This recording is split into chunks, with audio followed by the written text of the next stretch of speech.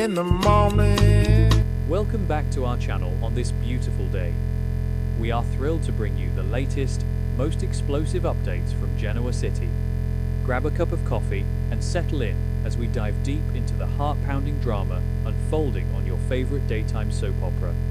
The opulent, historic walls of the Abbott mansion have borne witness to countless triumphs, bitter defeats, and heartbreaking tragedies over the decades, but the current atmosphere permeating the estate is thick with an unprecedented, suffocating level of dread and psychological terror.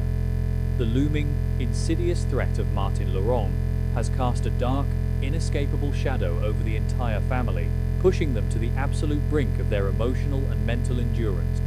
Traci Abbott, historically revered as the steadfast peacemaker, the nurturing soul, and the unwavering moral compass of the Abbott dynasty, suddenly finds herself violently thrust into the terrifying epicenter of a deadly game of cat and mouse. She is profoundly worried and deeply unsettled by the relentless, chilling threats emanating from Martin, a man whose capacity for violence, deception, and psychological manipulation knows absolutely no bound.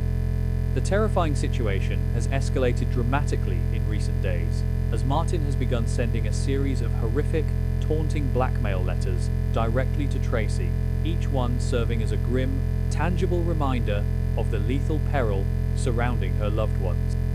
Her primary, all-consuming concern is the safety and survival of her beloved brother, Jack Abbott, whose very life hangs precariously in the balance as these sinister, unseen forces converge upon Genoa City.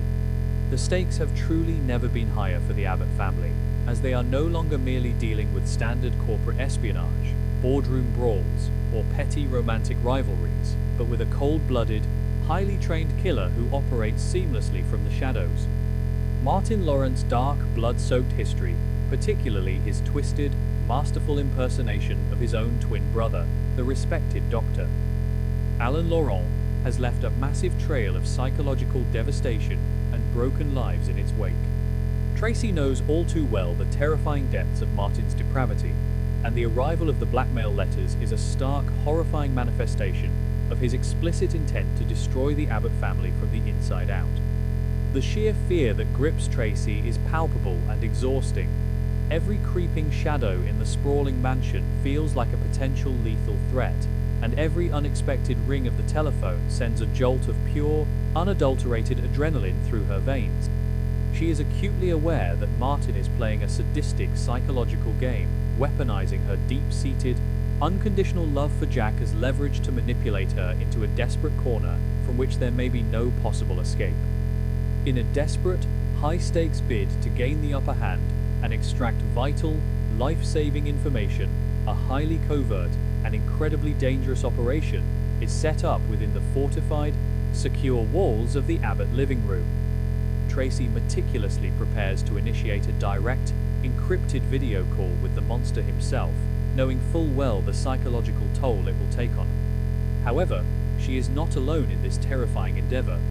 Jack Abbott, his son Kyle Abbott, and his wife Diane Jenkins Abbott are all physically present in the room, forming a silent, fiercely protective physical barrier around the beloved family matriarch. The tension in the room is unimaginably thick, heavy enough to cut with a knife.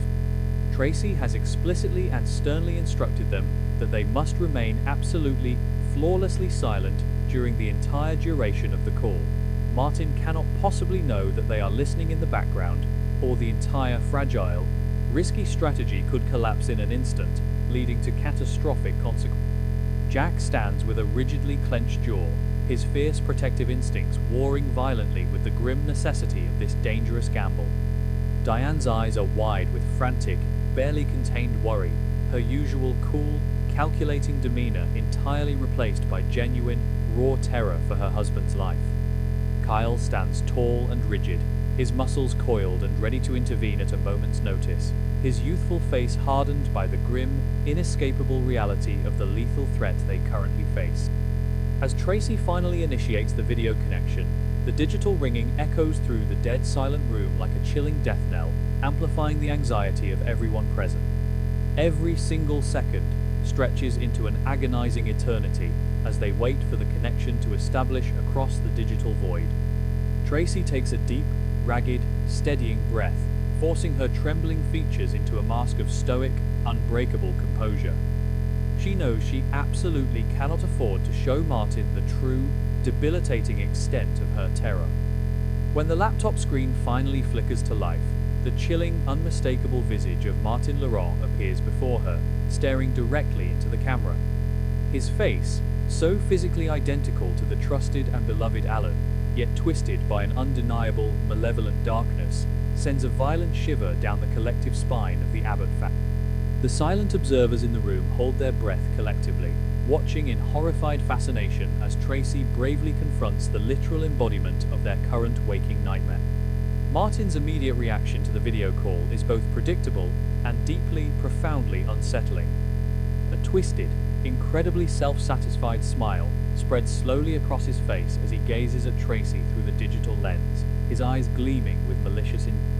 He is visibly, sickeningly delighted to hear from her, his voice dripping with a faux sweet, mocking tone, as he gleefully acknowledges that she has indeed received his threatening blackmail letters. He blatantly revels in the skewed power dynamic, clearly enjoying the immense satisfaction of knowing that he has successfully forced the esteemed, morally upright Traci Abbott to reach out to him in desperation.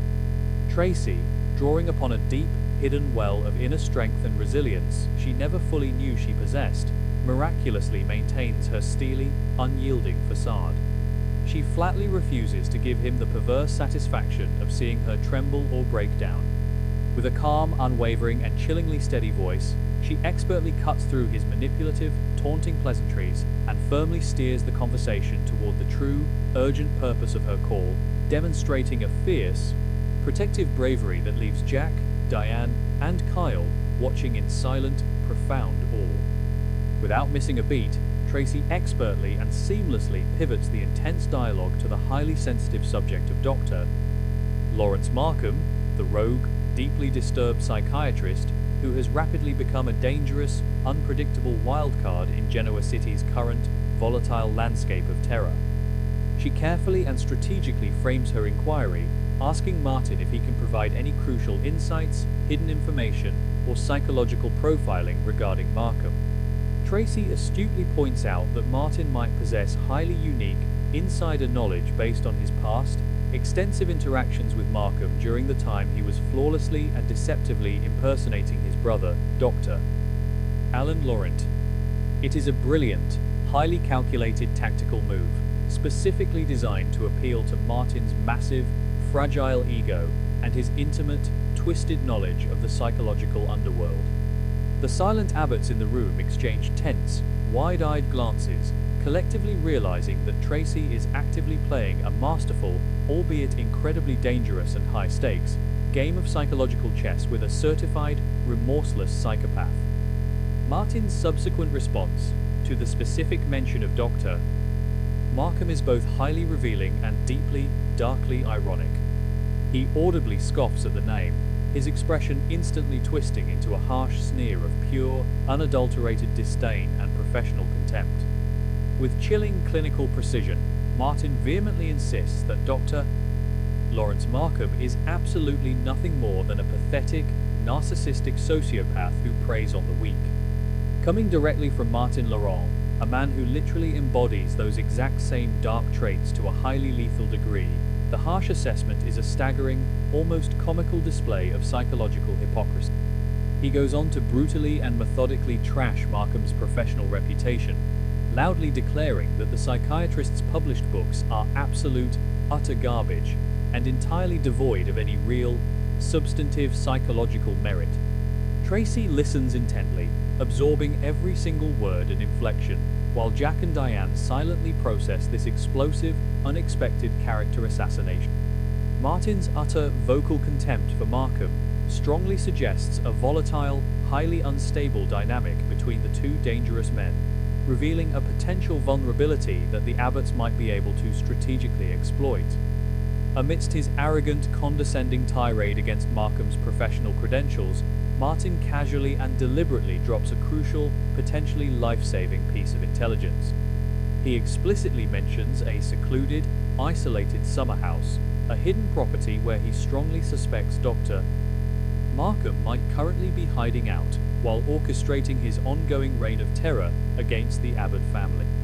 The sudden mention of this specific, actionable location sends a massive shockwave of electricity through the tense Abbott living room. Jack's eyes widen in sudden realization, and Kyle subtly shifts his stance, instantly recognizing the immense, game-changing value of this unexpected clue. This mysterious summer house could very well be the ultimate key to neutralizing Markham, rescuing any potential hostages, and permanently ending the immediate, lethal threat to Jack's life. Traci's heart races wildly in her chest, but she miraculously keeps her facial expression perfectly neutral, carefully pressing Martin for the exact coordinates or any further identifying details of this hidden sanctuary. However, Martin Laurent is far too cunning, experienced, and manipulative to simply hand over the winning card without extracting a heavy, agonizing price in return. With a dark, predatory gleam flashing in his eye, he abruptly halts the free flow of information, slamming the brakes on the conversation. He flatly and coldly refuses to provide Traci with the specific, exact location of the summer house or any further logistical details over the unsecured video call. Instead, he issues a chilling, non-negotiable ultimatum. If Traci truly wants the rest of the information required to save her brother's life, she must explicitly agree to an in-person, face-to-face meeting with him. The horrifying demand hangs heavily in the air, thick and suffocating, poisoning the atmosphere of the room. The silent observers in the background are instantly paralyzed with sheer horror and disbelief. The terrifying thought of Traci, the gentle heart and soul of the Abbott family, sitting completely alone in a room with a murderous, unpredictable psychopath is a nightmare scenario, far too terrifying to even comprehend. Faced with this horrifying high-stakes demand, Traci must make a rapid, split-second decision that could alter the course of their lives forever. She knows instinctively that hesitating, showing weakness, or begging will only further embolden Martin and give him the psychological upper hand he desperately craves. With a voice that miraculously betrays absolutely none of the sheer, paralyzing terror currently consuming her very soul, Traci looks directly and fiercely into the camera lens and boldly agrees to the in-person meeting. Before Martin can fully revel in his twisted victory, gloat, or lay out any further sick, manipulative conditions, Traci abruptly, sharply, and decisively disconnects the call. The laptop screen instantly goes black, and the digital connection is permanently severed. The sudden, overwhelming silence that crashes down in the Abbott living room is absolute and deafening, broken only by the sound of Traci's ragged, shaky breathing as the immense, crushing weight of what she has just agreed to do crashes down upon her trembling shoulders. The very moment the call ends, and the screen goes dark, the strictly enforced silence in the room violently shatters into a million pieces. Diane Jenkins Abbott is the absolute first to speak, her voice trembling violently, with a potent mixture of raw fear and urgent, frantic strategic calculation. She vehemently and loudly opposes the very idea of Traci meeting with Martin Laurent under any circumstances whatsoever, calling it a suicide mission. Diane quickly and intelligently suggests a tactical, alternative approach. They now possess the crucial, foundational clue about the existence of the summer house. She argues passionately and logically that with Kyle's extensive resources, Jack's immense wealth, and their combined connections, they can independently track down this specific property without requiring any further, dangerous assistance from Martin. Diane is absolutely desperate to prevent Traci from walking blindly into what is undoubtedly a lethal, meticulously planned trap, emphasizing heavily that they finally have enough of a solid lead to take the offensive on their own terms. Jack and Kyle immediately and aggressively rally behind Diane's desperate, logical plea, forming a united front of protection. Jack, deeply moved and profoundly humbled by his sister's incredible, selfless bravery, adamantly and furiously refuses to allow Traci to put her own life on the line to save his. He paces the length of the room like a caged tiger, his brilliant mind racing as he processes the new information about the summer house, fiercely determined to utilize his own elite security teams and private investigators to locate Markham's remote hideout. Kyle, fiercely echoing his father's intense protective fury, insists loudly that they can uncover the hidden truth without playing directly into Martin's sick, twisted psychological games. The Abbott men are completely united in their unwavering resolve. They will literally tear Genoa City and its surrounding rural areas apart piece by piece to find that elusive summer house, ensuring that Traci never, ever has to face the monster who has been mercilessly tormenting their family. Despite the fierce, loving, and vocal protests of her fiercely protective family, Traci is currently locked in a brutal, exhausting internal psychological war that threatens to tear her apart. A significant, defiant part of her soul desperately wants to go through with the terrifying meeting, driven by a fierce, unyielding desire to prove to herself and to the world that she is not intimidated by Martin Laurent's reign of terror. She wants to bravely demonstrate the unbreakable, resilient strength of the Abbott family and show him unequivocally that his sick blackmail letters have not broken her spirit or her resolve. However, this incredibly brave facade masks a profound, deeply paralyzing dread that gnaws at her core. Another, equally powerful and primal part of her is screaming in absolute terror at the mere prospect of being in the same physical room as the cold-blooded killer. She desperately, fervently wants to avoid ever having to sit across from him, to avoid looking deeply into those cold, dead, soulless eyes ever again. The lingering trauma of their past, horrifying encounters is a heavy, suffocating burden, and the thought of facing him in person is a waking, inescapable nightmare. As the Abbott family frantically scrambles to deploy their resources and locate the mysterious, hidden summer house, the invisible clock is rapidly ticking down to a potentially fatal, explosive confrontation that could shatter Genoa City forever. Traci's incredibly courageous, high-stakes gamble has successfully provided them with a vital, game-changing lead, but it has also dangerously set her on a direct, unavoidable collision course with a known psychopath. The underlying tension in Genoa City is rapidly reaching a dangerous boiling point, with multiple innocent lives hanging precariously in the balance. Will Jack and his son Kyle be able to successfully find Dr. Markham's remote hideout and neutralize the threat before Traci is tragically forced to honor her terrifying, binding agreement with Martin Laurent? Or will the beloved Abbott matriarch be tragically compelled to walk directly into the lion's den, sacrificing her own safety to save her brother from an assassin's bullet? The psychological suspense is absolutely unbearable as the intricate, deadly web of deception, blackmail, and murder continues to tighten mercilessly around the Abbott family.